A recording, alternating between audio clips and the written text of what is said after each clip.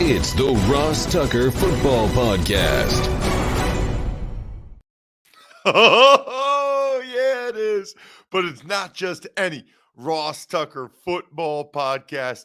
It is a Monster Monday presented by DraftKings that we are recording and posting Sunday night immediately after the Rams just beat the Niners 20-17. This will be up in less than an hour after that game ended. Unbelievable. We're presented by DraftKings.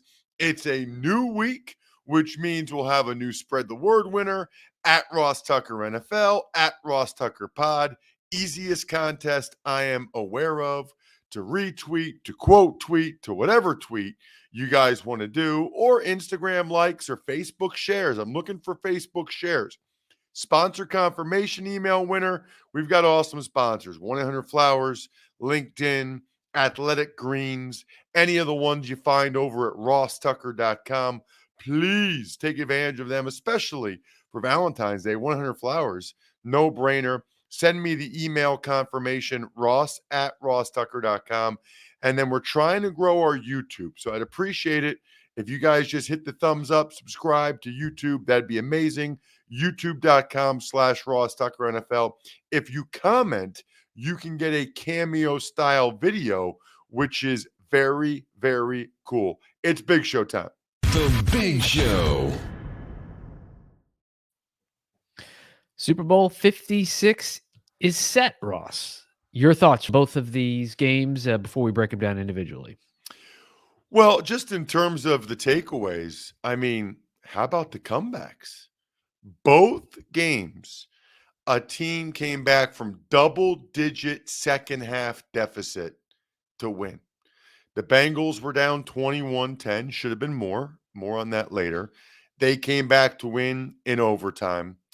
The Niners had control of this game, 17-7, and things were looking dire at that point for the Rams, and yet the Rams just kept playing, and they came back to win. So double-digit comebacks in the second half of each game, pretty incredible. Close games again. We had an overtime game, the game I was at.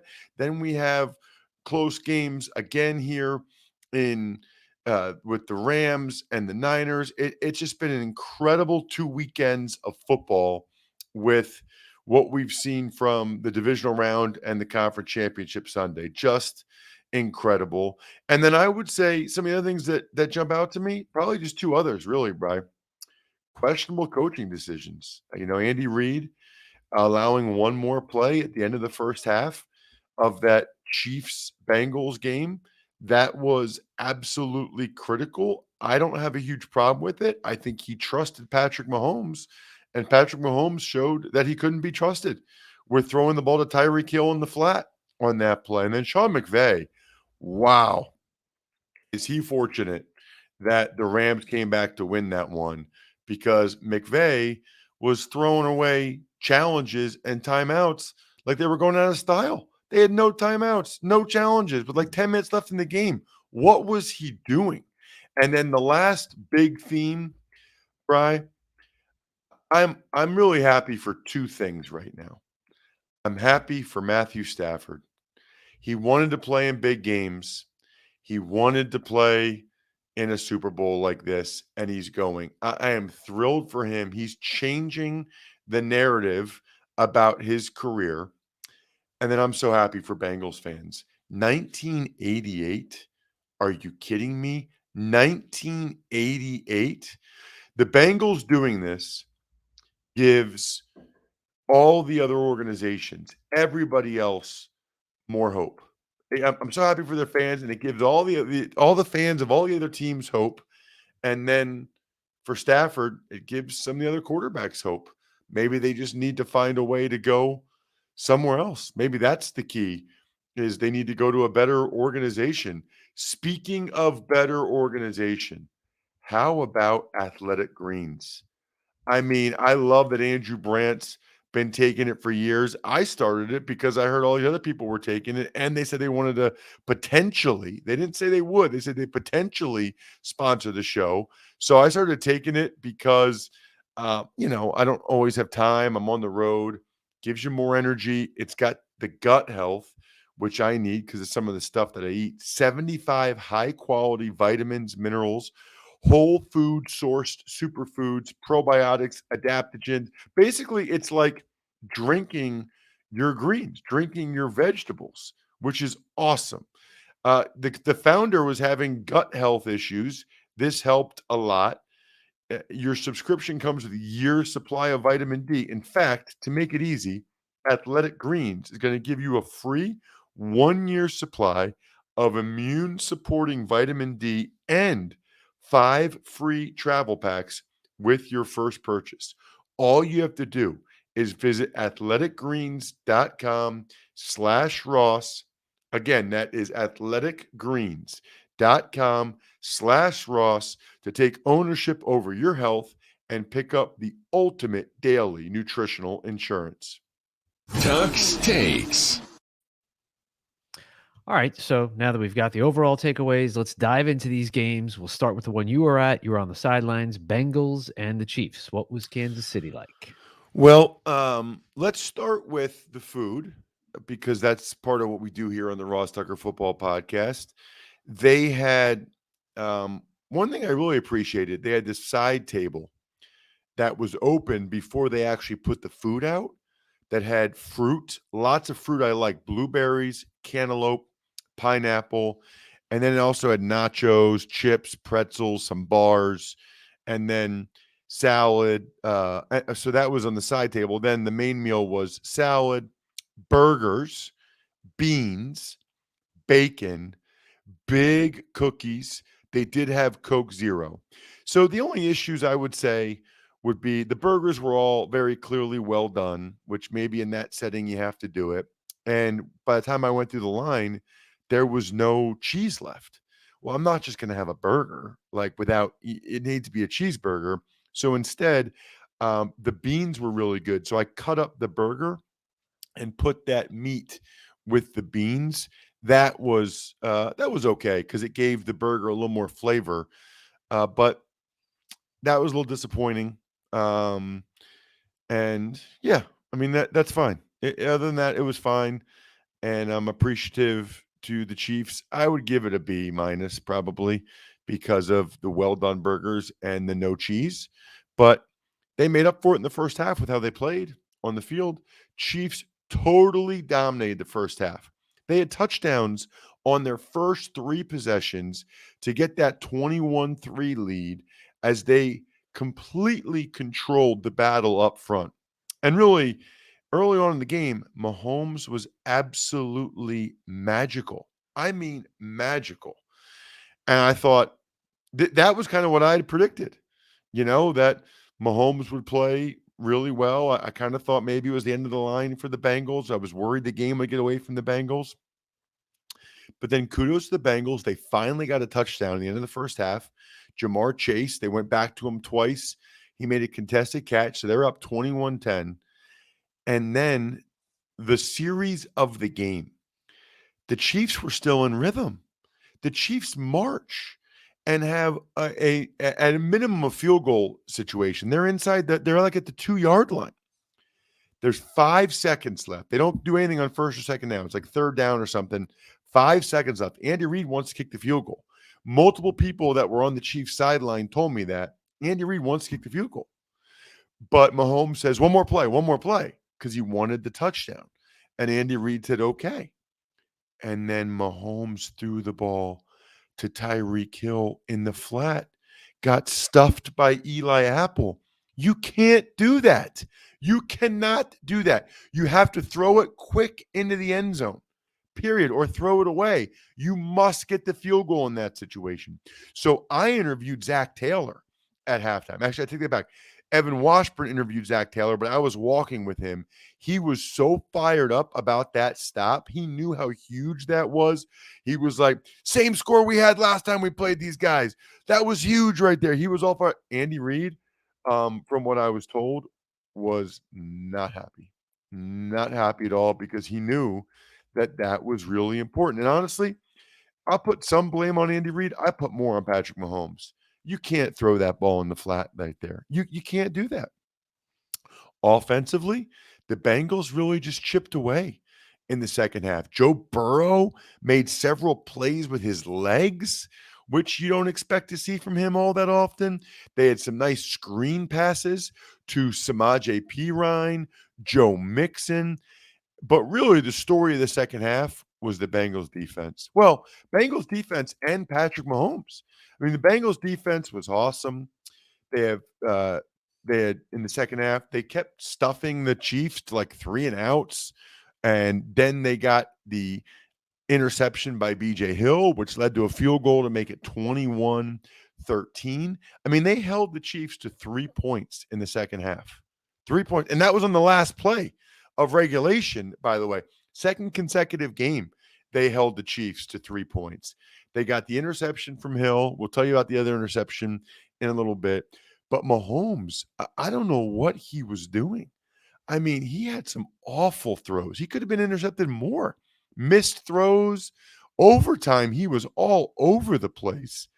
About his last play of regulation, when he fumbled, he lost like 20 yards and fumbled and could have made a missed field goal. If the Bengals recover that fumble instead of the Chiefs, the game's over and the Bengals win. Just like an unconscionable error by Mahomes in that situation. Unconscionable. But yet he did it. He made a couple mistakes. Let's be honest, I love Patrick Mahomes. We all do, but he really, kind of screwed that game up. Then they get to overtime. The Chiefs win the coin toss again. But Jesse Bates tips the ball to Von Bell for the interception. The Bengals, I couldn't believe this. Even after the interception, it's like the Chiefs gave up. The Bengals just pounded them with Joe Mixon on the ground game, running right through them, who I interviewed, by the way, after the game. Check it out on social media, at Ross Tucker NFL. They get down for a chip shot field goal. Evan McPherson was money all game. He's money again there. And the Cincinnati Bengals are going to the Super Bowl. Unbelievable. Can't say it enough how impressed I am by what they did, how surprised. I thought they'd be last in the AFC North. They did it with Uzama getting injured. T. Higgins had a big game. Just an incredible performance all the way around by the Bengals to battle back at Arrowhead against the Chiefs. Incredibly impressive. Tuck's Takes. And the game that just finished between the Niners and the Rams. Your biggest thoughts on that one? Well, yeah. I mean, it was scoreless for a while. By the way, one last quick aside from that Bengals Chiefs game. I know I talk about this a lot, and I know you guys can hear it in my voice, and you see it. It is so cool to be on the sideline or broadcasting any of these games, but to be on the sideline, I just want you guys to know I never take it for granted. I'm interviewing Mixon after the game, and Mixon's all choked up, and it was just really special. Because I have this. If you look at social media at Ross Tucker, they put this red tape on me, which enabled me to be inside the ropes for the celebration afterwards. And I'm like there talking to Tyler Boyd. I interview Von Bell, like talking to the coaches, and to see these guys, for a lot of them, it's the happiest moment of their professional career. And a lot of the players, it's the happiest moment of their lives. It's so cool to be out there and be a part of it. I mean, even just any game is cool. The environment, the crowd, but especially when you get a chance to be around people that are that happy, that are having their dream come true. They're going to the Super Bowl. It is electric. And that is what Matthew Stafford and the Rams are doing as well. They were scoreless for a while in this game. For whatever reason, teams couldn't score, but then finally Cooper Kupp scores a touchdown. That guy is unstoppable. I mean, everybody's trying to stop him, and they can't. He is unreal. He had 2 touchdowns. He had the big play on every scoring drive for them. He gets the first touchdown. Incredible.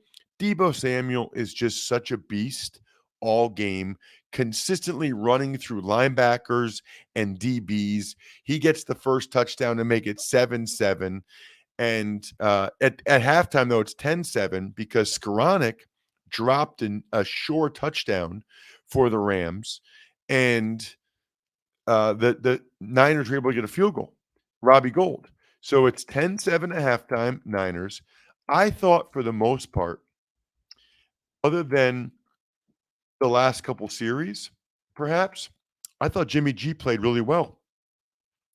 He didn't play well the last 2 series, though. It almost reminded me of the Super Bowl they lost to the Chiefs a couple years ago when he did well until the end of the game. You know, he threw a nice pass to Kittle for the big touchdown to go up 17-7. The Niners with that D, they're up 17-7. But you know what? They didn't really win the battle up front like they normally do. Something that people missed, how about the taunting call against Al Shazier that led to the second Cooper Kupp touchdown to make it 17-14? That was noteworthy. Sean McVay wasting timeouts and challenges like crazy. I talked about it. And I really thought, man, the Niners are just tougher. That's the deal with this game. The 49ers are just the tougher team. But then it's 17-14. Jaquiski Tart missed an interception. Probably would have been the difference in the game. Probably would have. I mean, he'll never forget that the rest of his life. This is one of those where I feel almost sick for Jaquiski Tart because he's going to have a really, really tough time with that one. Really tough time because that led to a nice throw and catch from Stafford. By the way, the one that Tart missed, that was a horrific throw from Stafford. And if Tart intercepts that and the Niners win, we're talking about Stafford making a dumb throw and how he hasn't changed. That's the deal. But instead, he drops it. Odell Beckham Jr. gets a catch. Jimmy Ward comes in with a totally stupid helmet-to-helmet hit that enables the Rams to get in field goal range, tied up 17-17. So the Ward helmet-to-helmet, the Al Shazier taunting, huge. Kendall Blanton had a nice game for the Rams. Higbee and Greenlaw were both hurt. The Niners' next series after that, they do nothing. Absolutely nothing. They have to punt it away to the Rams. The Rams get the go-ahead field goal after yet another Cooper Kupp big play, 20-17.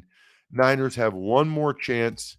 Aaron Donald gets all over Jimmy G. He's just trying to throw the ball away. Intercepted. Rams can just kneel down the clock. 20-17. The Rams win the game. They're playing a Super Bowl in their home building.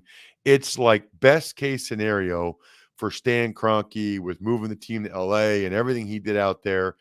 Absolutely best case scenario for the Rams. They went all in with Stafford, Von Miller, and Odell Beckham Jr. And guess what?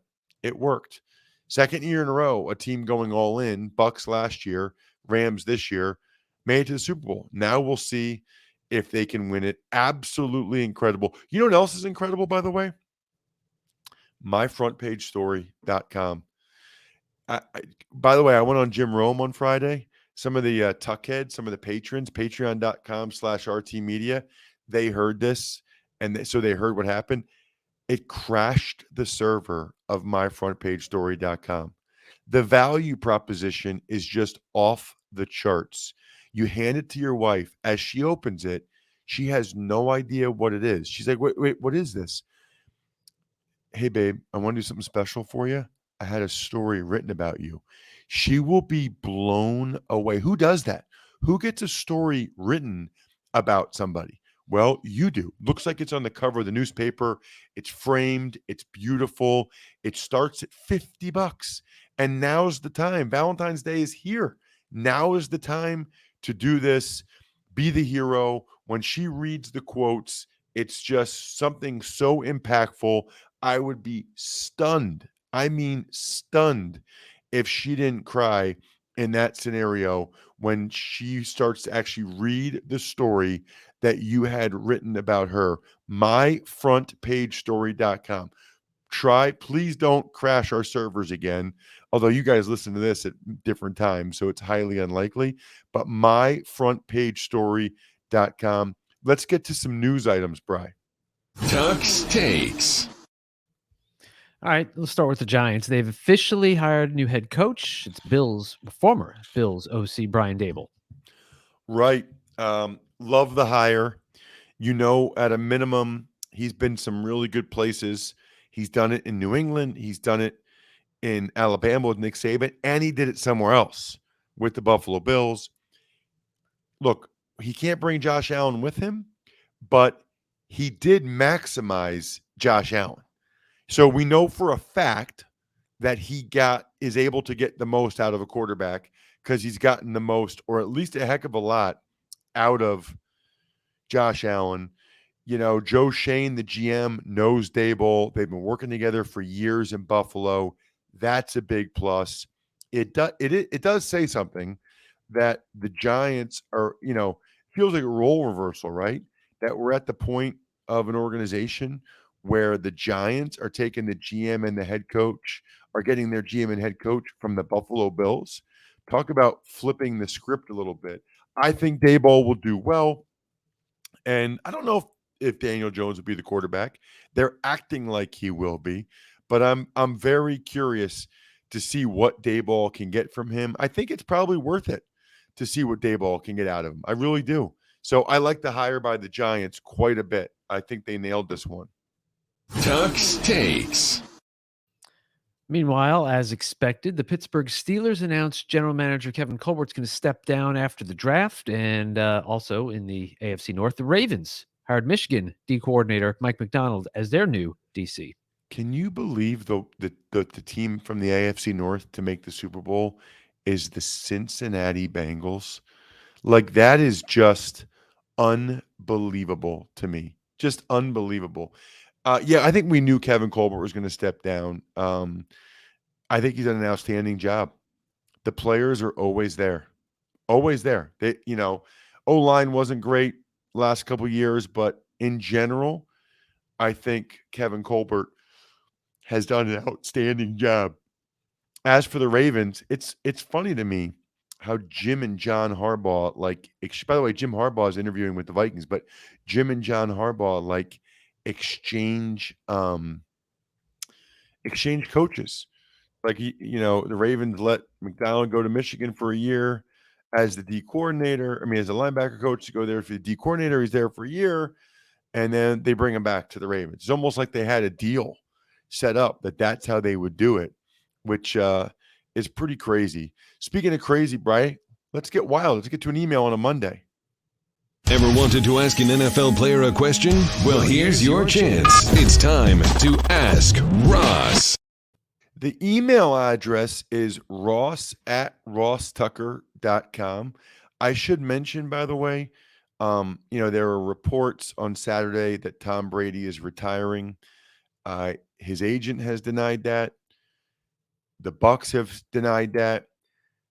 My guess is that Tom Brady will retire, but I'm going to give him the courtesy of letting him be the one that announces it and makes that decision, as opposed to, trying to do it now. Like, he'll retire when he wants to retire, and when he does, I'll have a lot to say about it. But today is not that day.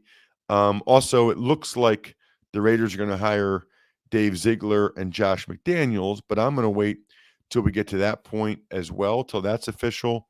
And the Chiefs cut Damon Arnett after an assault with a deadly weapon charge. That is a troubled young man. What's the email, Bri? All right. Email today, dear Ross. My question's about my hometown boy, Mike Gesicki. I play hoops with his dad. What do you and Greg see on the film for him as he heads into free agency? Is there anything, any specific type of role or scheme that would suit him well? Is he maximizing his abilities in his current scheme with Flores and the Dolphins? Obviously, this email is a little bit old. Would love a blank canvas if one is available of someone who is not biased. Yeah, I'm a big Gesicki fan. He's really basically a big receiver. His body control is so good. He's so good with his hands catching the ball. I think they had done a pretty good job there, and I think Tua loves him, which is really, really important. And I think Gesicki is, I don't know if he's a top 10 tight end, but he's close, and he's going to get paid a lot. So you can tell his dad, who you play hoops with, that Gesicki is going to get paid because everybody wants a tight end that can be an impact player in the passing game and that can stretch the middle of the field. Everyone is looking for that guy, which is a great sign for Mike Gesicki. Shout outs are in order to Pizza Boy Brewing, HumanHeadNYC.com, SteakhouseSports.com, Sporticulture, Vision Comics with an X.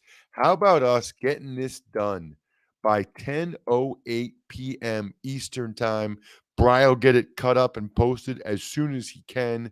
We'll do the college draft later tomorrow afternoon, Monday afternoon, after I get back from Kansas City. And then, of course, Even Money on Tuesday. Got a special guest for the Ross Tucker Football Podcast on Tuesday. So that show will actually come out later than it normally does because the guest could only do midday. Other than that, hope you guys enjoyed the games. What a sport. What a freaking sport.